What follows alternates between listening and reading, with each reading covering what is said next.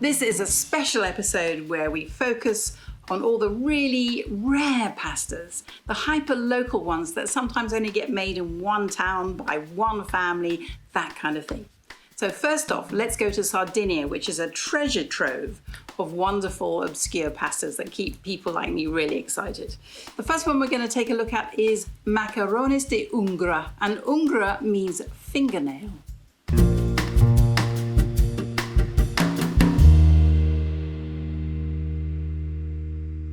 Giuseppa is 95 years old, and she has been making pasta for over 80 years.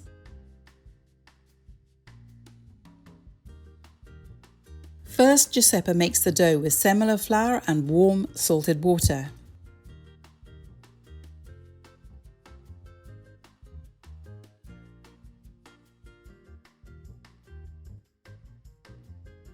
She's tiny, so she has to use a step to knead the dough properly. Giuseppa adds more water when necessary.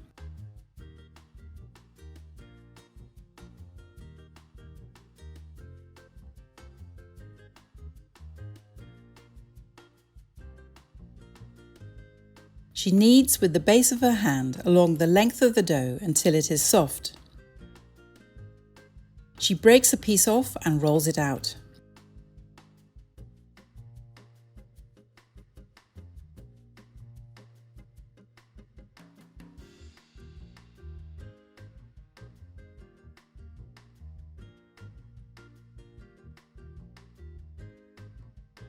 She places the rest in plastic to stop it from drying out.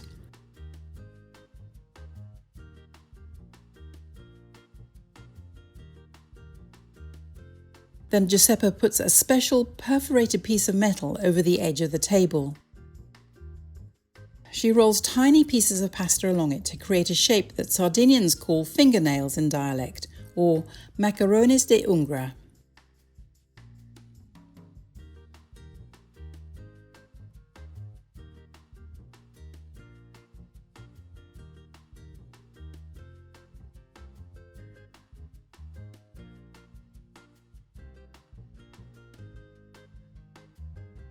Next, Giuseppa makes a simple tomato sauce with her homemade passata and herbs from her vegetable garden.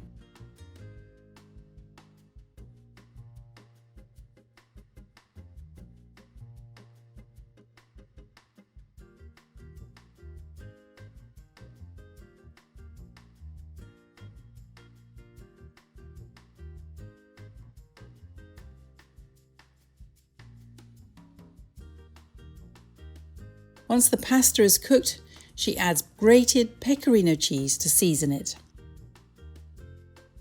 Giuseppa and her pasta are amazing. Buon appetito!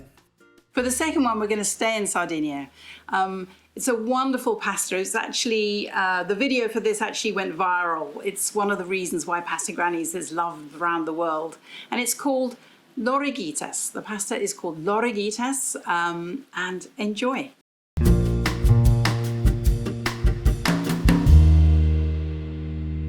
Cesaria lives in Morgangiuri in Sardinia. She is 93 years old. She makes pasta dough using durum wheat semolina flour and warm salted water. Neighbour Marisa helps. She kneads the dough for a good 30 minutes. It's a very warm day, so it dries quickly, and she has to add water and work it hard to make it pliable.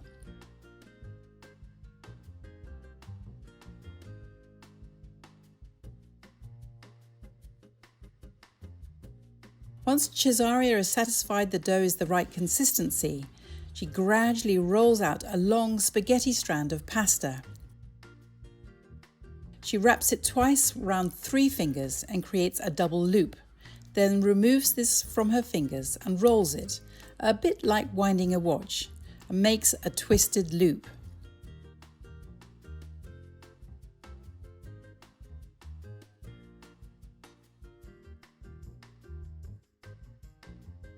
Cesaria is famous for making especially fine Lorighittas, and here she thinks the pasta is too thick.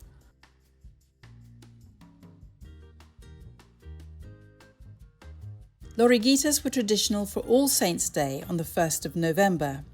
They have been made for centuries, and it's no surprise the town is also well known for handmade textiles. Once made, they are placed on a large, flat basket to dry.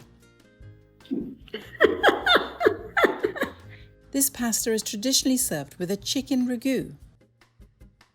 Marisa has made this earlier with onion, garlic, parsley, white wine and tomato passata. Marisa boils the Lorighittas in plenty of salted water. Once cooked, she seasons them with pecorino cheese and layers them with tomato sauce. The chicken pieces are served separately. La pasta è pronta. Okay, so let's move to Lazio now, and a pasta called Fieno de Canepina. It's a kind of angel hair pasta, and you have to make it into little nests before you can use it. Enjoy.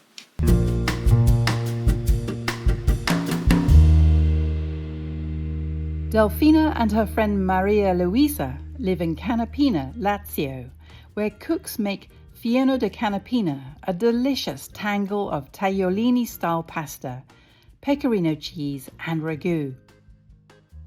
Delfina first makes the dough. She uses 600 grams of 00 flour and 6 eggs.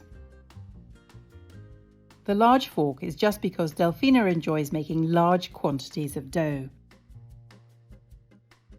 She gradually mixes in the flour and kneads the dough until it is smooth. This has to rest, covered, for at least 30 minutes. The vegetables for the ragu come from Delfina's garden. Maria Luisa slices up celery, carrot and onion and then blitzes them with a big glug of olive oil to form a rough paste. She adds some white wine to the mixture. As is typical for this area of Lazio, there's a mixture of meats in the ragu, including pork ribs, beef steak, mince and sausages. She crumbles the mince and sausage meat into the vegetable puree. She adds the meat and a little bit of peperoncino or chili. Peperoncino. Buino di pizzino, buono.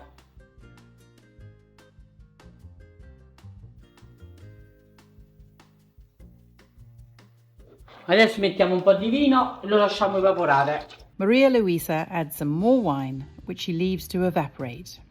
Meanwhile, Delfina breaks up some whole tin tomatoes. These are always better quality than the ready crushed tomatoes. Questa è la maggiorana. Delfina adds some marjoram to the meat and then Maria Luisa adds the tomatoes.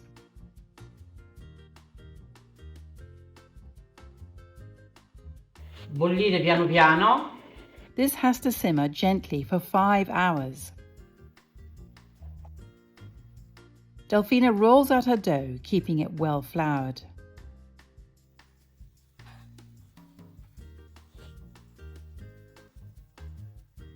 She smooths and stretches the dough while it is wrapped around her rolling pin.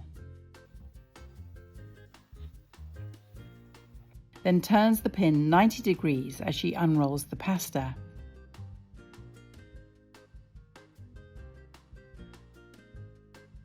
Once it's large enough, she allows the sfoglia to drape over the edge of the board to help it stretch further.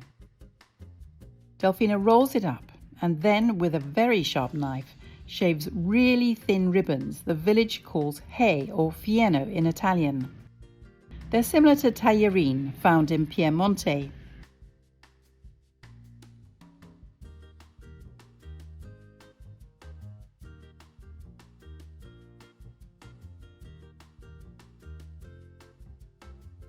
The next step is unusual. Delfina measures out the pasta into a sieve and dumps each portion onto a piece of kitchen towel. The pasta has to dry like this for a day. This step firms up the strands and stops them from being too mushy when cooked.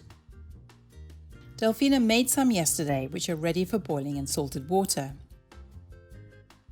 They only need about 30 seconds cooking.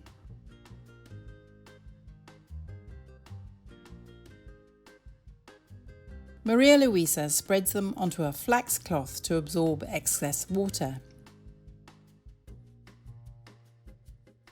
She sprinkles grated pecorino cheese over a platter, followed by some of the meaty tomato sauce. She piles on the pasta and mixes it in, repeating the layer once more. The pieces of meat are kept for the main course. This is a wonderfully savoury, tangled heap of pasta. Buon appetito! Buono? Buono, molto. Good, dice. Let's move over to Abruzzo now, to gnocchi ricci. It's a very, very difficult pasta to make, and it's also very obscure as a consequence. Enjoy.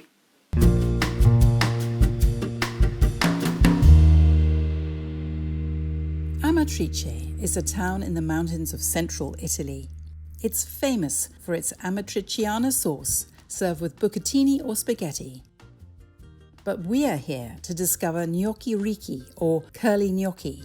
It's a pasta hardly known outside the area. Elvira wants the world to know about it, so here goes. She makes 2 doughs. The first with 250 grams of 00 flour and 5 eggs. One where she removes the egg without cracking the shell. This is to measure water for the other dough.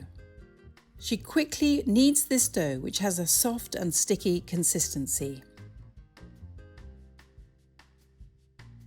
To make the second dough, Elvira takes 2 eggs of water and brings it to the boil with a pinch of salt.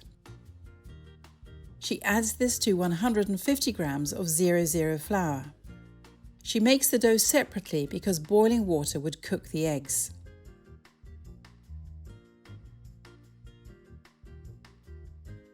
She combines them by placing the water dough on top of the egg one. She kneads them so they are completely mixed together. Here you can see the dough is uniform in texture and colour. Keeping the pasta wrapped to stop it from drying out, Elvira cuts off a bit at a time and rolls out a rope. She slices it to create nuggets or gnocchi. Gnocchi. To create the curls, she keeps her boards really well floured. She puts a pasta piece between her thumb, forefinger and third finger and drags it along the board. She flips it over and the result is a kind of wrinkled orecchiette. It's not easy, as I found out.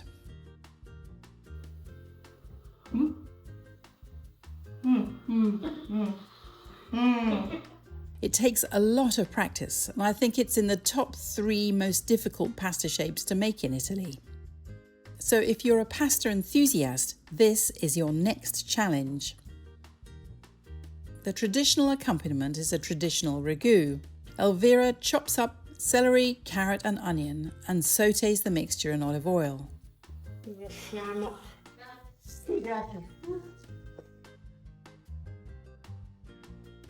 She adds mutton ribs and minced beef. This is followed by a little bit of red wine and 2 tins of tomatoes, which she has mashed up with her whisk. She seasons it with salt and leaves everything to cook for a couple of hours. Elvira adds the gnocchi to boiling salted water. As soon as they bob to the surface, they are ready. She dresses them with a tomato sauce and equal quantities of Parmigiano and Pecorino cheese. Buon appetito! The wrinkles are excellent for catching the sauce. It's a shape well worth mastering. I love the name of this one. We're moving to Marche now, and Lumachelle della duchessa, and that means the Duchess's snails.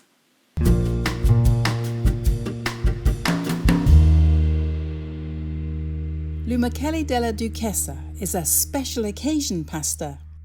Anna makes the dough with 200 grams of 0 flour, 10 grams of Parmesan cheese, and 2 grams each of cinnamon, nutmeg and black pepper. Centuries ago, spices were very expensive. She mixes the dry ingredients and then adds 2 eggs.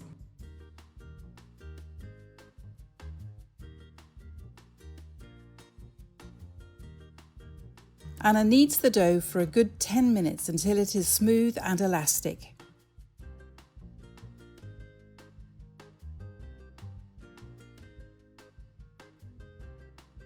She leaves it to rest for 30 minutes.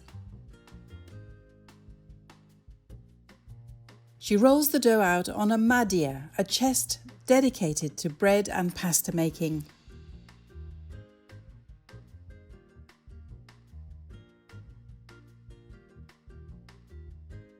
It should be thin enough to see through.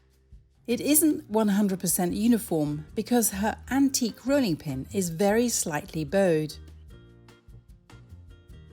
Anna cuts broad strips. She uses a bulrush reed to make tiny tubes. Lumachelle della duchessa means the duchess's little snails. Once Anna has 5 or 6 snails on her reed, she rolls them along a weaving comb to create ridges.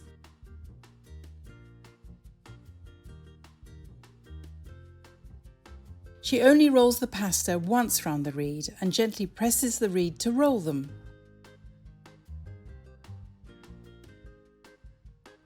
This is a time-consuming process, and the pasta is only served at weddings and other important celebrations. Next, she simmers them in broth.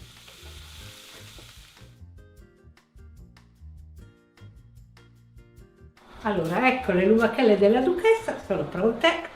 Buon appetito! Traditionally, this was capon stock, and the pasta was garnished with chicken stomachs.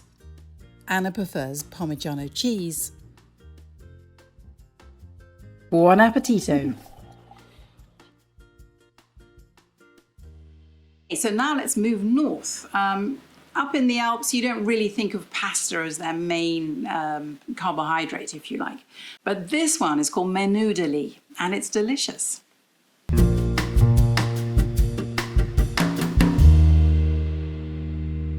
90-year-old Augusta lives in Val di Fiemme. Augusta has led an active life. She took up aqua aerobics 25 years ago, and she takes us to her local Olympic swimming pool where the classes are held twice a week. Her fellow swimmers were a little bit shy about being filmed, so the pool is empty.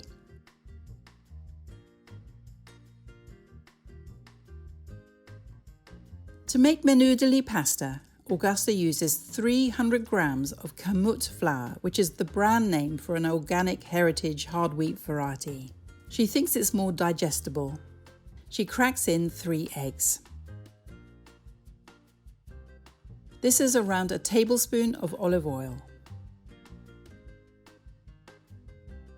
Augusta scrambles the eggs with her fingertips and then mixes them into the dough.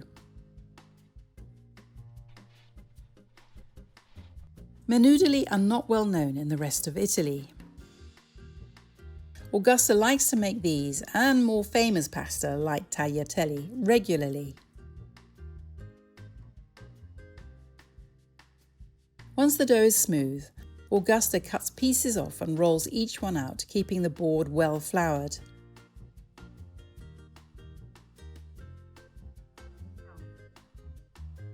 Her rolling pin belonged to her grandmother, and it's from 1800.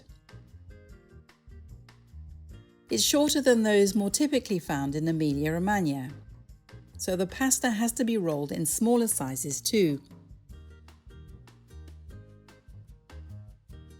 Once her sfoglia is a millimetre or so thick, Augusta uses a pastry cutter to create rectangles.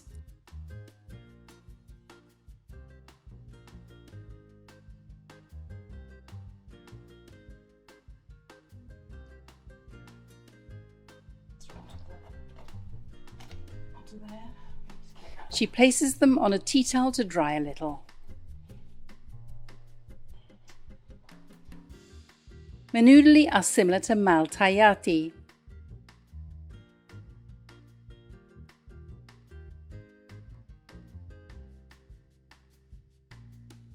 They're dressed with a pungent-smelling cheese called puzzone di Moena, And we'd been to the local caseificio to find out more.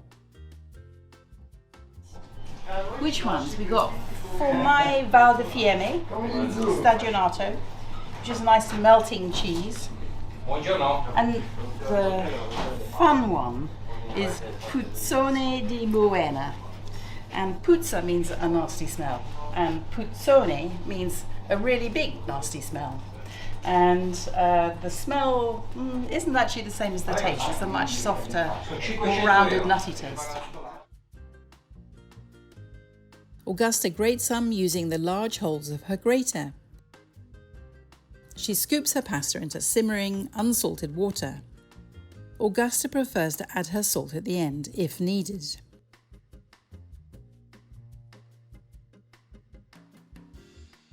Augusta melts plenty of butter, but doesn't let it burn.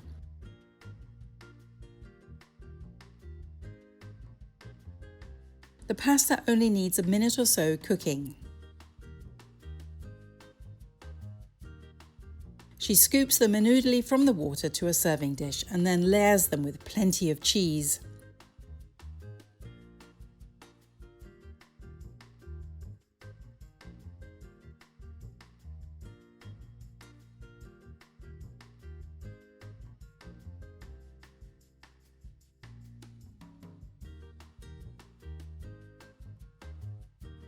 Lastly, Augusta pours over the melted butter. The heat from the pasta and the butter melts the cheese.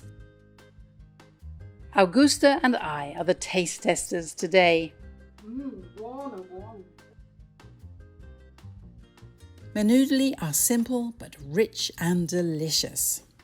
Buon appetito!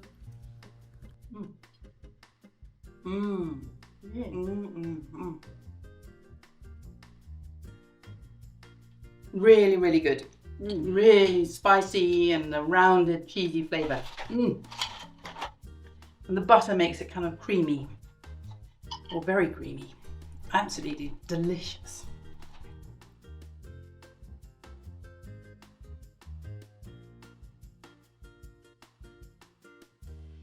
So these lovely longer videos are going to be published initially every Wednesday. So come back next Wednesday for the next installment, or come back on Friday in a couple of days' time when the usual Friday upload takes place.